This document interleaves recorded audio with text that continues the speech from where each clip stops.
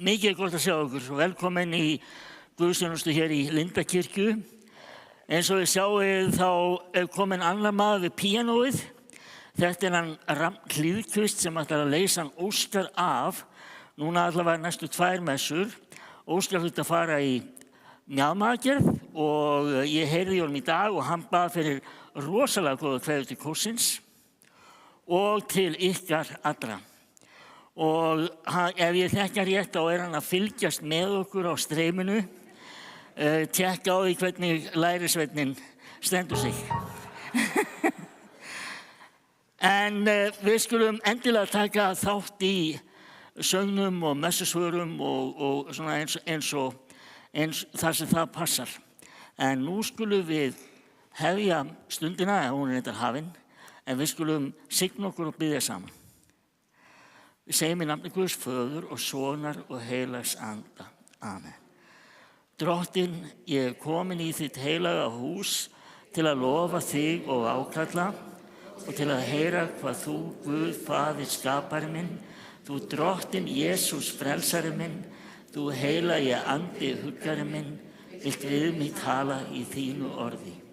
Drottinn, heyri þú lofgjörð mína og bæn og opna þú með þínum heilaga Anda hjarta mitt fyrir sakir Jesú Krist, að ég fyrir þitt orð iðrist synda minna, trúi á Jesú í lífi og dauða og taki framförum í kristilegu hugarfari og líferni. Bæn hef það og Guð fyrir Jesú Krist. Amen.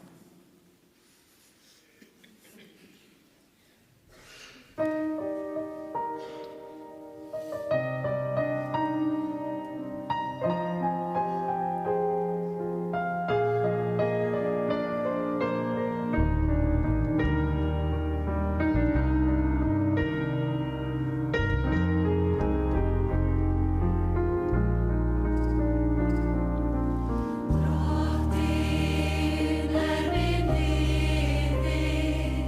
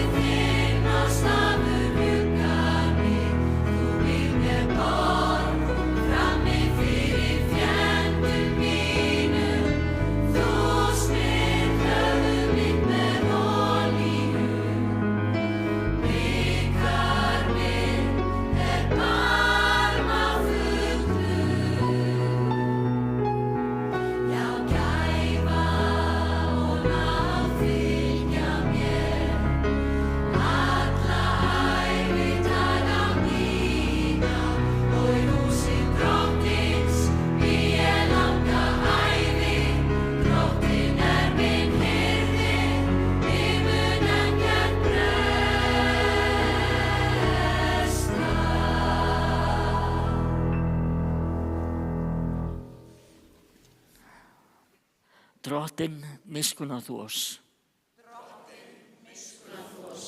Kristur, miskunna þú oss. Drottinn, miskunna þú oss. Dýrð sé Guði í upphæðum og friður á jörðu og velþóknun yfir mönnum.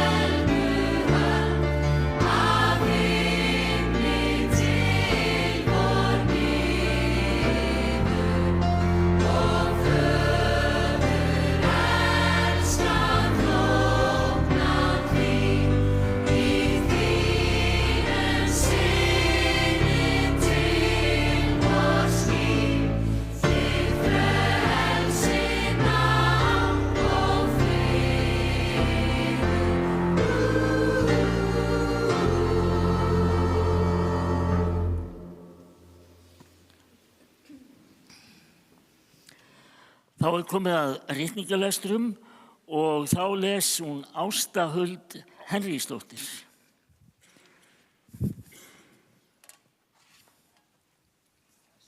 Já, svona.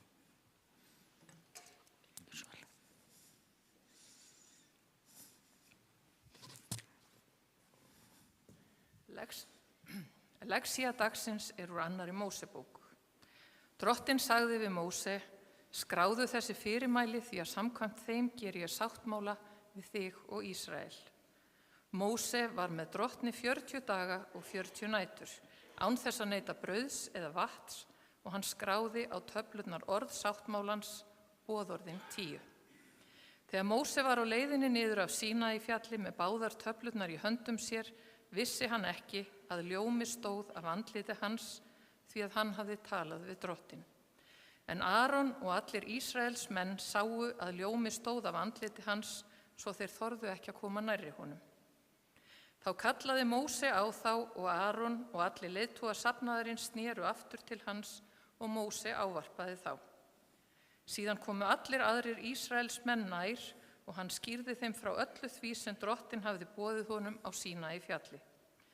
Þegar Móse hafði lokið máli sínu huldi hann andlit sitt með skýlu. En þegar Móse gekk fyrir augli drottins til að tala við hann, tók hann af sér skýluna þar til hann gekk út aftur. Síðan gekk hann út og sagði Ísraelsmönnum frá því sem honum hafði verið falið.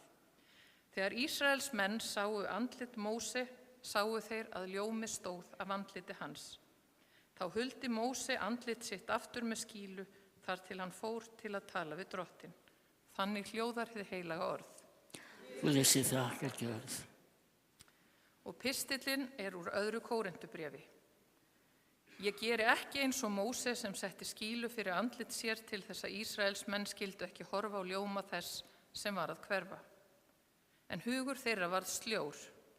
Því allt til þessa dags hvílir sama skýlan yfir upplestri hins gamla sáttmála og henni hefur ekki verið svipt burt því að Kristur einn lætur hana hverfa.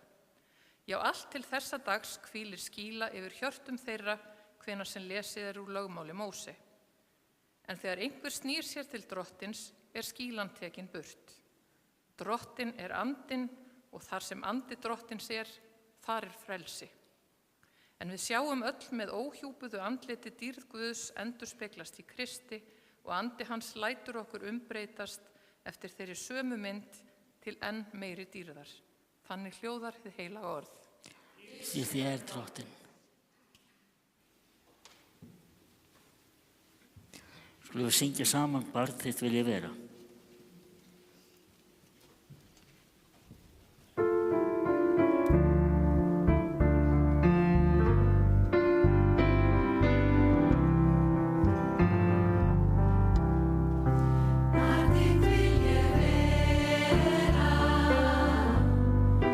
Víkja þér ei frá.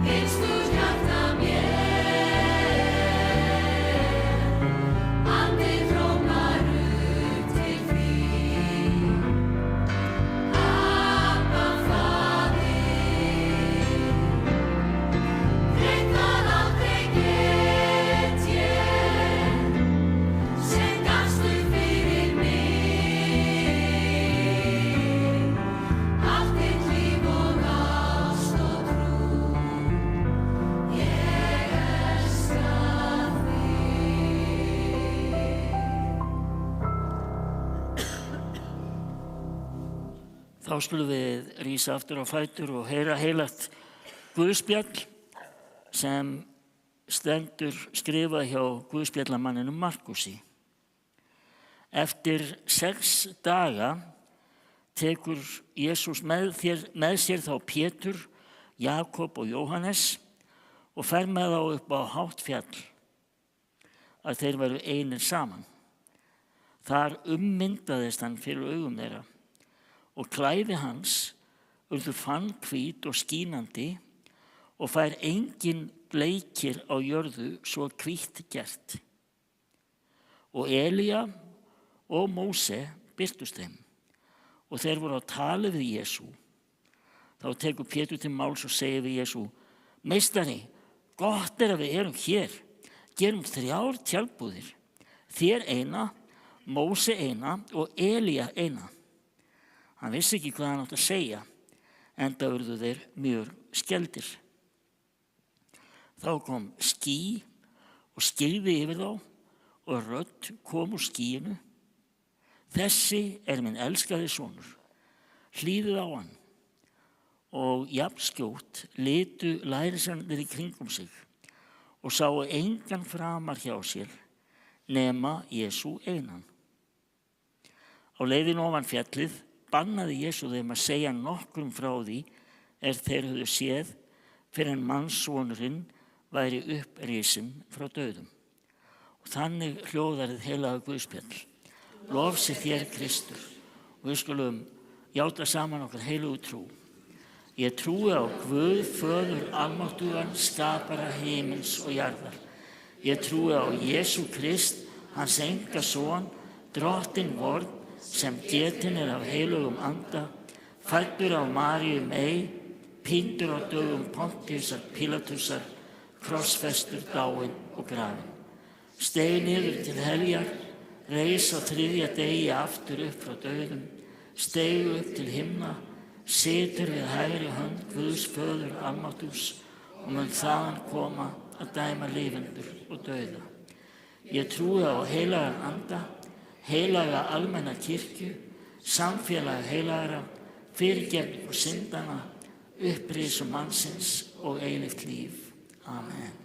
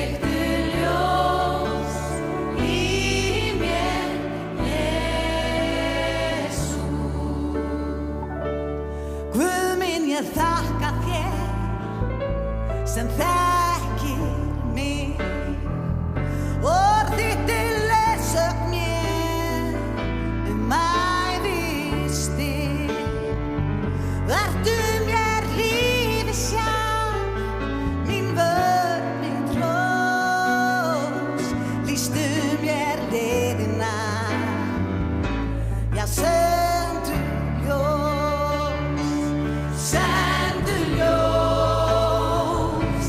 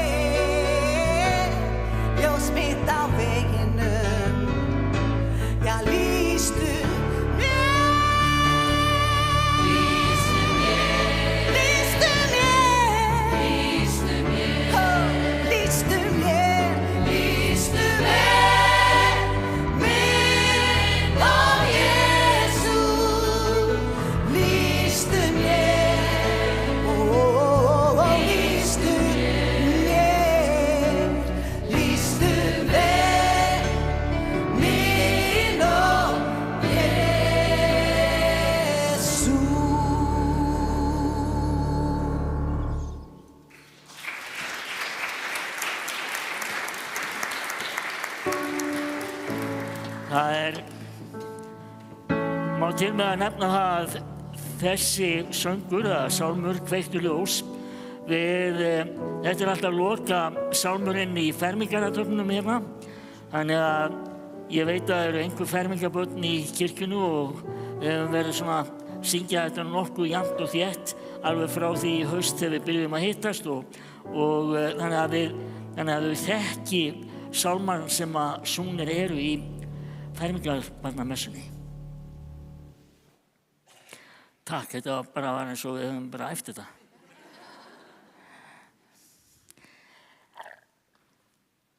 Náð sé með okkur öllum og friður frá Guði Föður og Drottni Jesú Kristi. Ég ætla ekki að gera svo passív-aggressífur að biðja ykkur að rétta upp hönd, en ég ætla að biðja ykkur að hugsa það hvort að einhver tíma hafið þið orðið fyrir mögulega einhverju guðlegu inngripi í lífi ykkar. Hefur það gerst?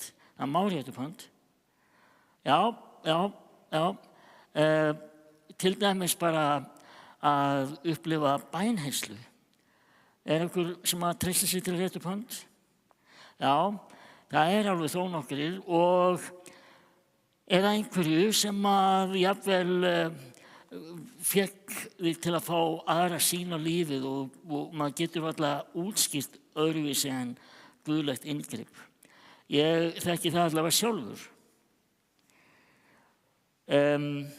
Einu sinni, fyrir langa löngu, var ungur maður sem hafði mikla trú á sjálfan sér og í rauninni fannst hann geta hvað sem Hann hafði sterkar skoðanir. Hann stóð með þjóð sinni sem var undirokuð og hann var viss að hann væri sá rétti til að leiða þjóðina. Svo gerðist það einu svona að misti stjórn á skapi sínu og drap einn þeirra sem var að kúga fólkið hans. Þegar það komst upp, þá flúði hann til fjalla og hann faldi sig meðal hirðingja og svo leið tíminn og hann var á fjöllunum í mörg ár. Hann eignaðist fjölskyldu þar og eftir því sem að frá leið þá minnkuðu áhyggjur hans af afleiðingu gjörða sinna. Lífið var svo einfalt. Dagarnir fóru í að snattast í kringum rollurnar og hann fann til smæðar sinnar. Hann var bara að dunda sig við að finna þeim haga og vatnsból og passa að það færi sig ekki að voða. Og smám saman breyttist afstaða hans til lífsins og sjálfsmyndin beið að vissu leyti hnekki eins og við kannski komumst að á eftir. Og svo gerist það einn daginn. Já, þetta var hann Móse sem við heyrðum í lestrinum áðan.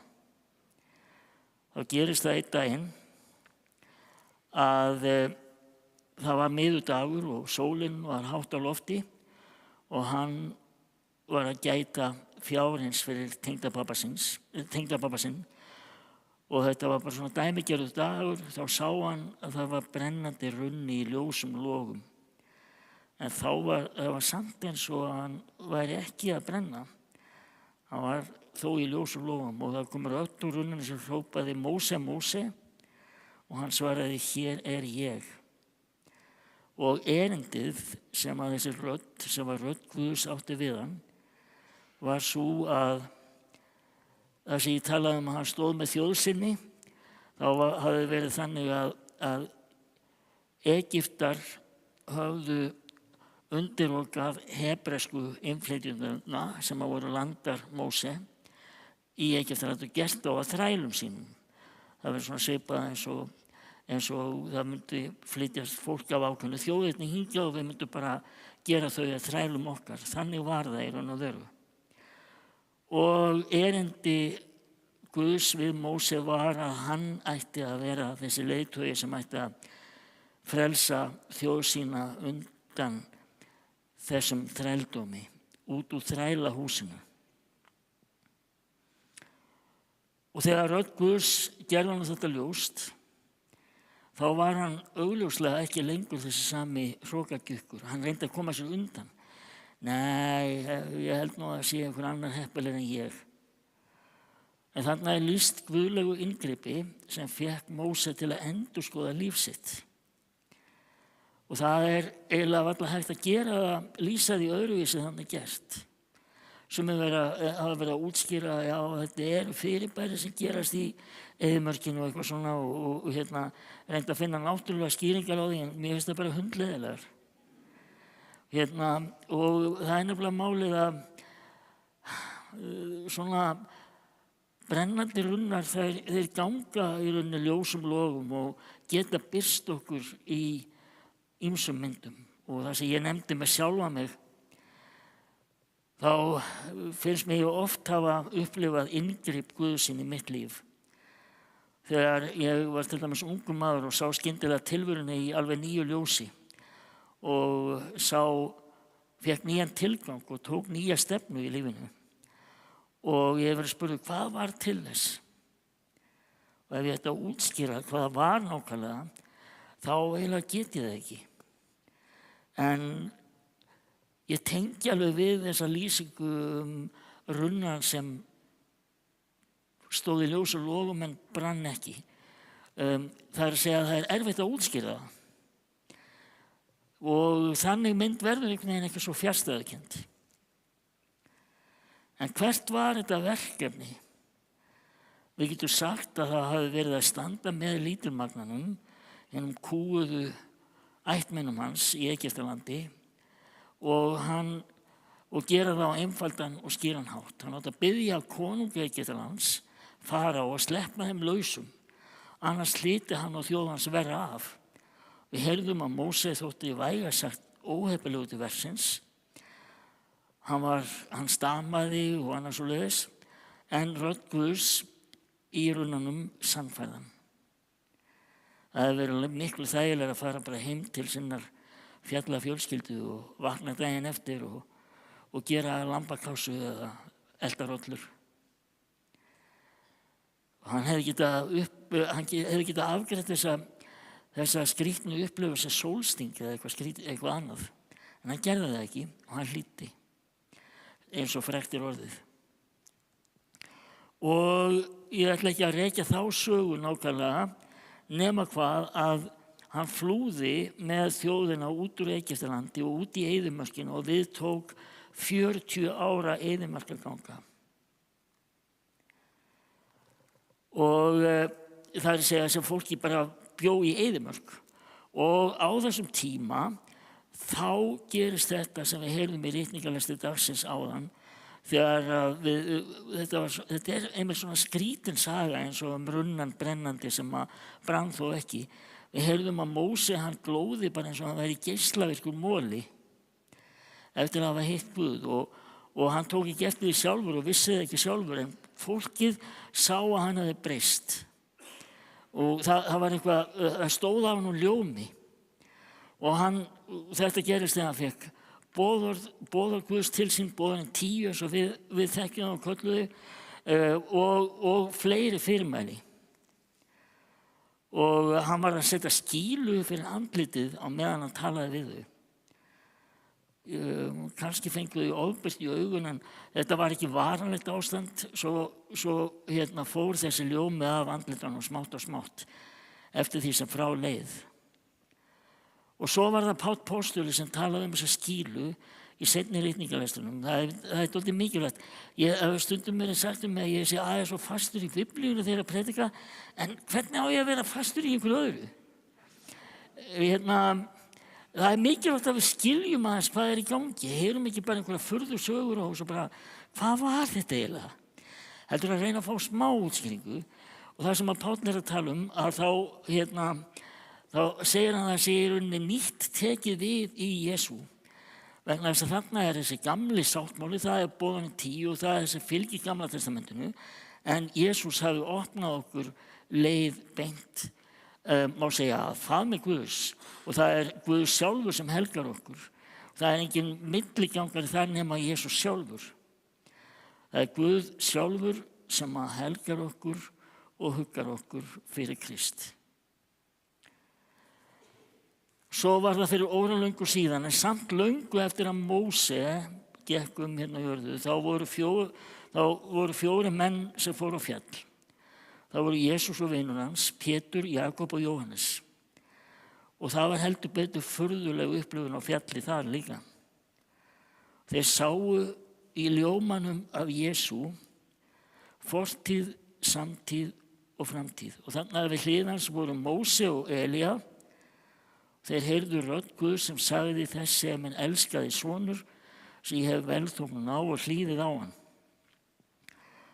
Lærisveinarnir urðu mjög hræddir. Allavega jafn hræddir og ringlaðir og hirðarnir sem við heyrðum nýlega á jólunum, nóttina sem Jesúbarnið fæddist. Og pælið í hvað þeir eru bara, þeir vita ekki hvað þeir eru að segja og það er meira sér sagt hérna. Pétur segir, meistari, það er gott að við erum hér. Svo við gera 3 tjaldbúðir, þér eina, Móse eina og Elía eina. Og svo kemur, hann vissi ekki hvað hann átti að segja. Enda urðu þeir mjög skelkaðir. Svo þá kom ský og skyggði yfir þá og rödd kom úr skýinu, þessi er minn elskaði sonur, hlýðið á hann. Enn einn furðan, sem að ég held að sé best að útskýra, þannig að það er svo erfitt að útskýra það. Þeir sáu engan framar hjá sér nema Jesú, eftir að röddin þagnaði. Þegar þeir loksins þorðu að líta upp voru þeir með himinn í augum, vegna þess að þeir sáu bara Jesú, og það er vegna þess að atvik sem Markus segir í Guðspjallinu, við sáum dýrð hans. Verkefni þessara vina Jesú og allra hinna var að bera skyn þessara dýrðar áfram, láta heiminn vita son Guðs. Hvers vegna? Því svo elskaði Guð heiminn og er ekki hættur að elska heiminn, því svo elskaði Guð þig, ekki bara í þátíð, heldur í nútíð og framtíð. Guð elskar þig. Verkefni lærisveinanna var eiginlega óvinnandi vegur, en það hefði verið gaman að sjá upplitið á þeim, þessum Jakobi, Pétri og Jóhannes, ef þeir hefðu vitað að við verum hér ennþá, rúmum 2000 ára síðar, að tala þetta. Jafnvel hér á hjara veraldar, í landi sem að nánast enginn vissi að vera til á þeim tíma. En mér verður hugsað til runnans. Runnarnir í lífi okkar, þessi sem láta okkur ekki friði, því þeir brenna af kærleika, réttlæti og sannleika, þeir birtast okkur með ýmsum hætti. Og getur verið að þeir eigi erindi við þig. Við skulum allavega ekki láta þess að þið sé ekki þarna. Jesús er Guð með okkur í lífinu og verkefnum þess, stórum og smáum. Enginn þeirra er of smá til að nenni ekki að taka þátt og það er enginn of stór að hann veigri sér við því að standa með okkur. Dýr sig Guði, Föður og Syni og heilögum anda, svo sem var í upphafi, er og verða mun aldir alda. Amen.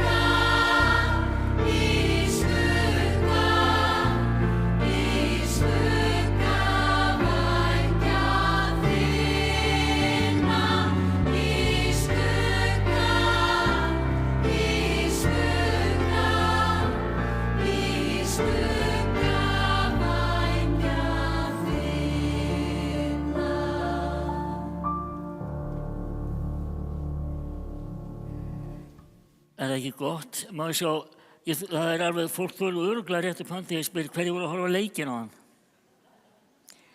Þú veist, og vera alveg bara á bríkinu á sófanum og vera með hjartsláttin alveg á fullu og koma svo í messu og svona lenda eins og mjúku bleiku skýi.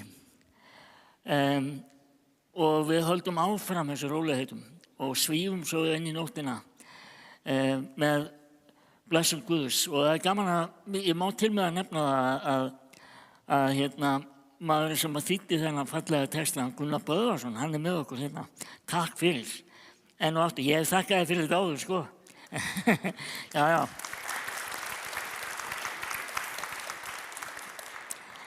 En nú komið að bænastund og það hefur verið kvartaðistund af því að það hefur verið erfitt fyrir fólk að skrifa bænarefnina því að það algjört myrkur hana. Það ég glemdi bara að verða við því áðan, það slökkvari frammi, það má kveikja hérna í þessu bili ef einhver væri til að taka það að sér. Og þannig að þið sjáið þegar þið að skrifa bænarefni. Það sem sagt hægt að skrifa bænarefni sem hefur komið fyrir í þessu fallega kertaaltari sem þarna og það líka hægt að kveikja á kerti og kveikja á ljósi fyrir bænarefnum sem við höfum í okkar hjarta. Og svo sem sagt beðið fyrir þessum bænarefnum á 50-dagsmorgnum klukkan 9 og það alltaf velkomið að bætast í bænahópinn.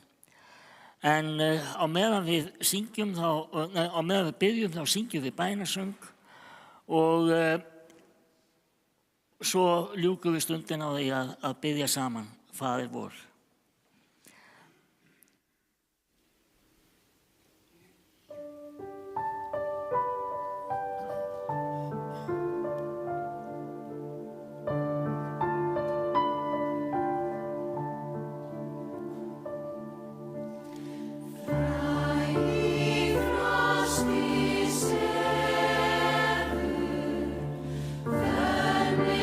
Grandar því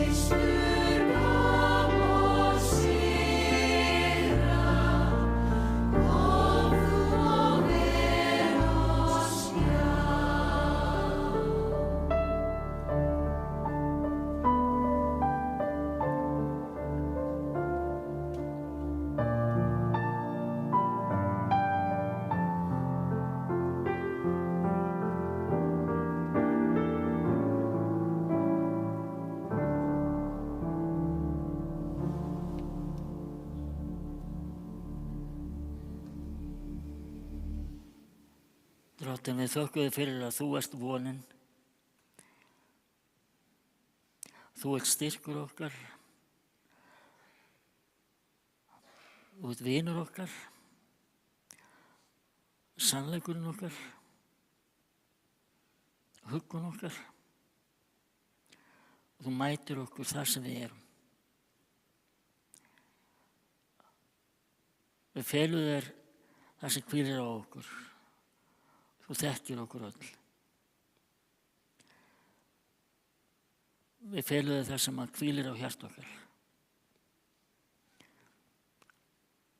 Áhyggjur okkar. Mynd okkur á allt sem við höfum að þakka fyrir. Já, allar hugsanir okkar og bænir felum við þér í bæninu sem að þú kendir og byggjum saman. Faðir vor, þú sem ert á himnum, helgist þitt nafn, tilkomið þitt ríki, verði þinn vilji svo á jörðu sem á himni. Gef oss í dag vort daglegt brauð og fyrirgef oss vorum skuldir, svo sem ég og fyrirgefum vorum skuldunautum. Eigi leið þú oss í freistni, heldur frelsa oss frá illu, því að þitt er ríkið, mátturinn og dýrðin að eilífu. Amen.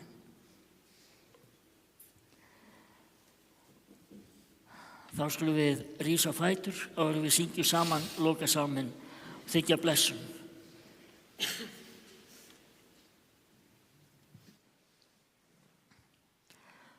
Drottinn blessi þig og varveiti þig. Drottinn láti sína ásjónu lýsa yfir þig og sé þig náðugur. Drottinn upplifti sínu augliti yfir þig og gefi þér sinn frið.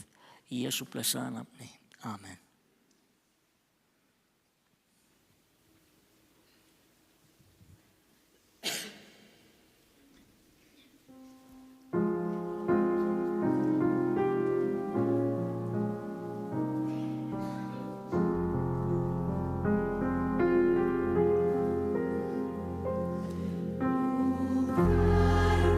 Soli